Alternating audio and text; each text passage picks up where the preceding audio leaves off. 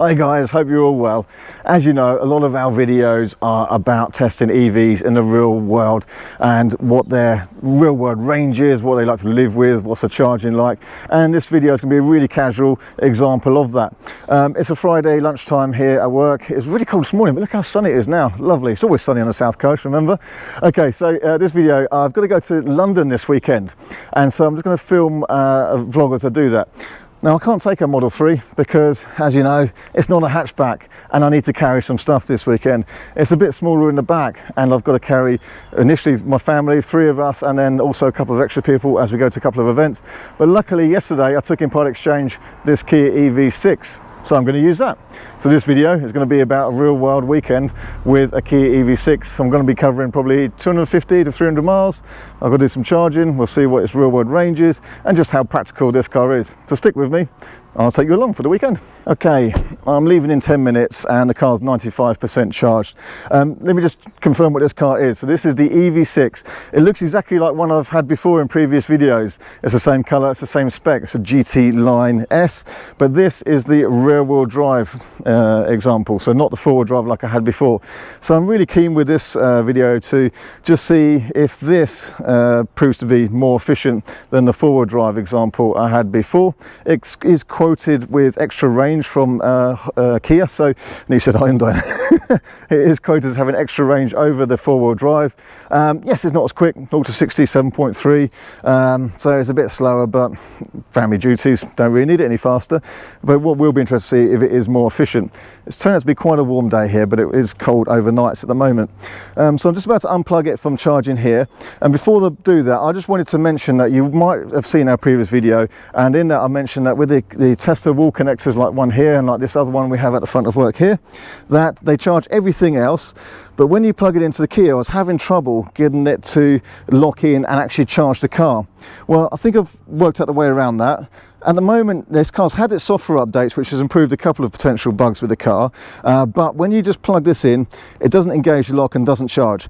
The way around that seems to be just to get in the car, turn the ignition on, and then off again. With the ignition on, it seems to engage the charge port lock, which then enables it to start charging. Sometimes we've had to do that a couple of times, get in the car, turn the ignition on a couple of times, and then it engages the charge port lock, and then it charges.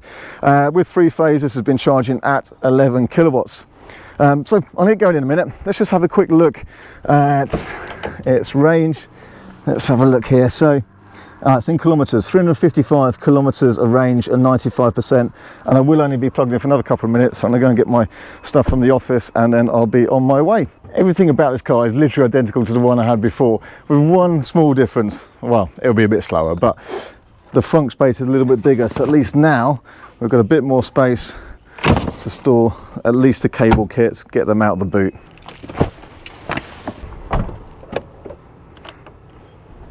First stop, collect my wife. Oh, School run done, 3 adults, 1 child, boot full of luggage. Around town, 3.8 miles per kilowatt hour, which I don't think is too bad. It is quite nice and sunny and warm out now, 10 degrees Celsius.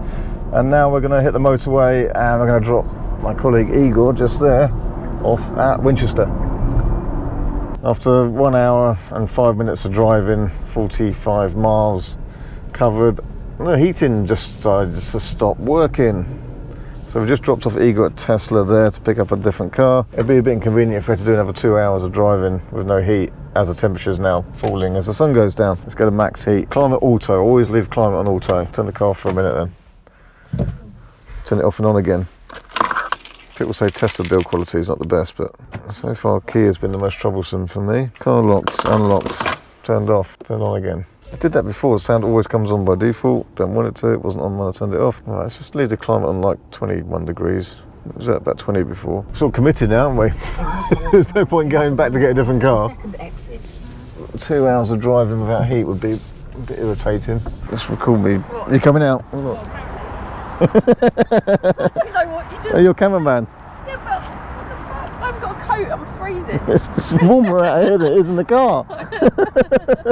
The heat hasn't worked for 20 minutes, warmer here. Okay guys, so we drove up here 101 miles. We just stopped for a bit of food actually at Cobham Services on the M25. We got here with 58%. I plugged it in whilst we went for dinner. It's been gone for just over half an hour. It's already back up to 97%, so more than adequate amount of charge. On that 101 miles, we recorded 3.3 miles per kilowatt hour, so yeah, not too bad really. Pro rata out what the mileage from the battery percentage we used, because we left at 97, we're right at 58. It works out as 259 odd miles of range real world, which isn't too bad considering it's quite cold. So yeah, reasonably impressed, and that's a bit more than I had from the dual motor. And when I was driving the dual motor, it was slightly warmer than it is today here. It's dropping to about 8-7 degrees now, and just starting to get chilly as the sun goes down. So not too bad. One thing that might have helped with the efficiency is that the heater did stop working in this car about 10-15 minutes before we got to Cobham here. Now, the heater working or failing was an issue I reported on the first Kia. That was resolved by a software update. I believe this car had the software update, but I don't think it has had it because the heater stopped working. So yeah, a bit of a pain that was. It seems to be fine now. Stop the car, turn it back on, it's okay again. So I'm going to mention it, it's the real world, but if you've got a Kia or you're picking up a Kia, you're about to get a Kia, just make sure it's got all the latest software updates, one of those of which should fix the heater just deciding to stop working, which on a cold day like this isn't brilliant. I just want to give a special award to Cobham Services for managing to design the worst and most confusing road layout ever. Luckily enough, I've been there plenty of times now, I know my way around that spaghetti bolognese of a layout for getting in and out of Cobham Services. If you're going to go to Cobham Services for the first time, good luck with that. Okay, so when I had this before, turn the heater off, turn the car off and back on again, it's fine. Wouldn't work on this occasion with this car. So I've just come into a Kia dealer here in Coulsdon in Surrey, just down the road from where I'm going to be staying tonight, and they say it's a physical component that fails on these now. It's an inverter, it's not just a software update, it's the inverter on the heating. So that's it for the heating of this car, and I'm well over 100 miles from home and I'm due to be driving around it for the next 2 days. So yeah, if you've got one of these cars, make sure it is booked in for this recall campaign. There is apparently an active recall campaign now. If you've got one, hopefully you've been contacted and you go and have your inverter fixed, changed, swapped, sorted out. They're not on the shelf parts, they have to be ordered in, so your car will be off the road for a couple of days. But for me, Kia, it's cold. Luckily I don't have far to go tonight, but it does mean I've got to drive back over the weekend in a cold car. So I think I better do that trick of going and getting a little electric heater to plug in by the back seat. It's not exactly ideal, is it? One thing you can do with the Kia EV6 is get a whole horse laying down in the back of it. Pretty practical, isn't it? Hi guys, so it's the afternoon of Saturday, so a quick update. That in the background behind me there is the back end of a horse in the boot. It's kind of funny from there, isn't it? So yeah, practicality is okay. Although that boot, I don't think it's as big as you kind of think. I'm going to put the same luggage and case in one of the some of the other cars and get back to compare it. But obviously, just taking the parcel shelf out, having the hatch and the folding seats handy. The back here is good for 3 people across the back. Everyone said that that's much more comfortable. In the front it's all comfortable. So now today's just been a bit of driving around locally around town. It's been cold, 5 degrees Celsius is about as warm as it's gone to in the afternoon now, and down to 3.2 miles per kilowatt hour as the overall average since we left for this weekend. The heating issue is still there, comes and goes, and also had the issue briefly where I couldn't engage drive or reverse. The kind of system had crashed. I had to just wait a few minutes for kind of get its act together. Here we are, the car's crashed. Car's on. I cannot select. Cannot select reverse. Cannot select drive.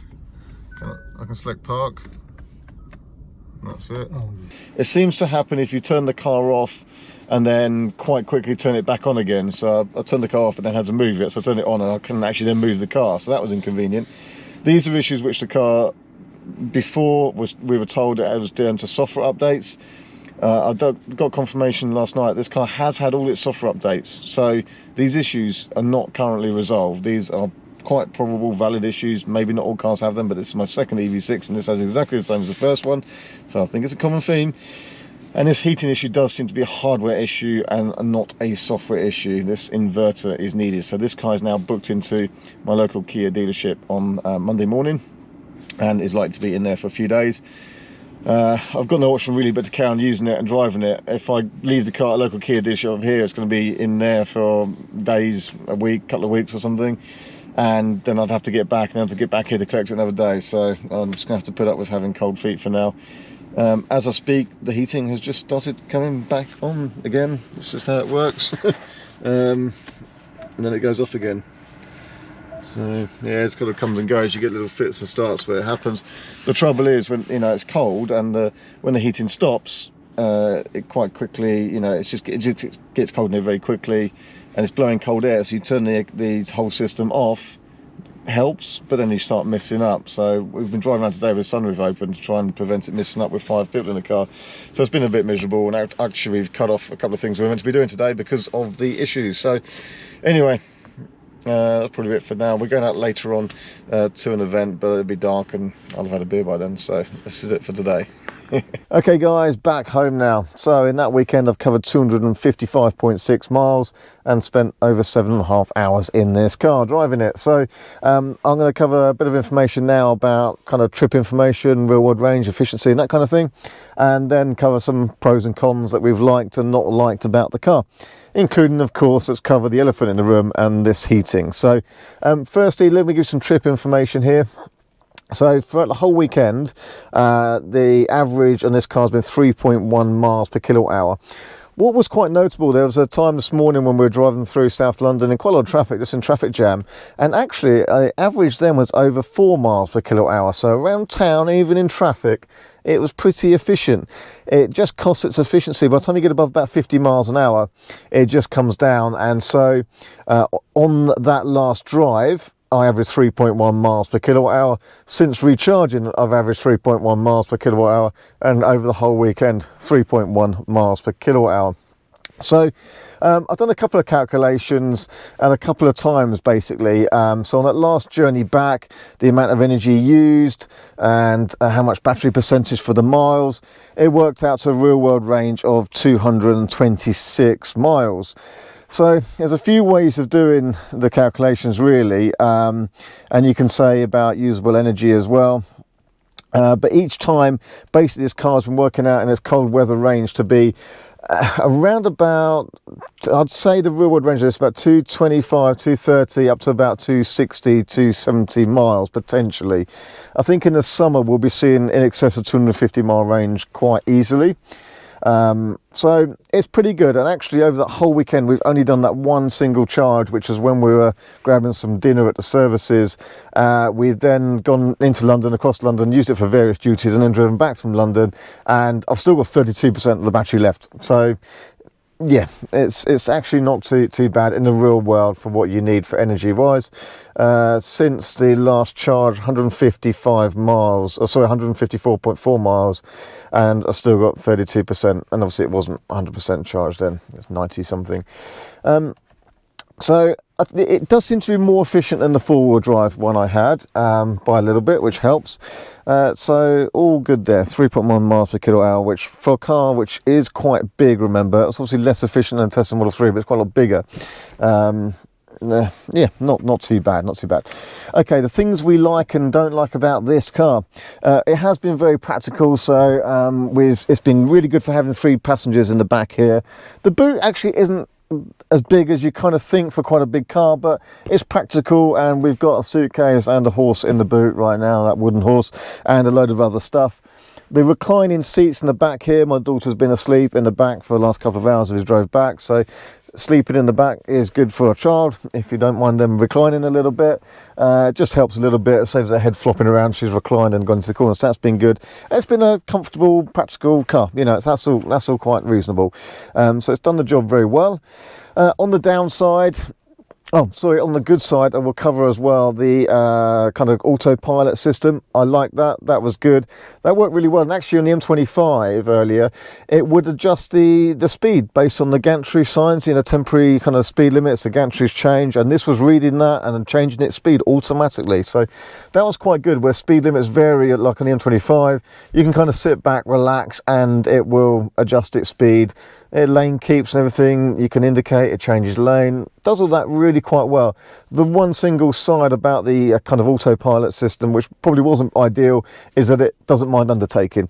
A Tesla and a BMW i4, they don't let you undertake. They tend to just kind of get to the point where you were about to undertake and then stop. You can push the throttle and then it will actually go, okay, I'll undertake, but this car just quite happily goes down the inside of another car, which isn't really ideal. But other than that, it worked quite well. The headlights, the matrix function was working nicely actually, so it lights up the left hand side but doesn't blind the car in front, and it was kind of highlighting the hard shoulders we go down the motorway, so that was pretty good. You can see if there was animals and such like. So all that sort of thing was good. Having a heated steering wheel, heated seats has been good, because obviously we need to cover the real negative at right now this car, and that is the climate control, and the heating's not working.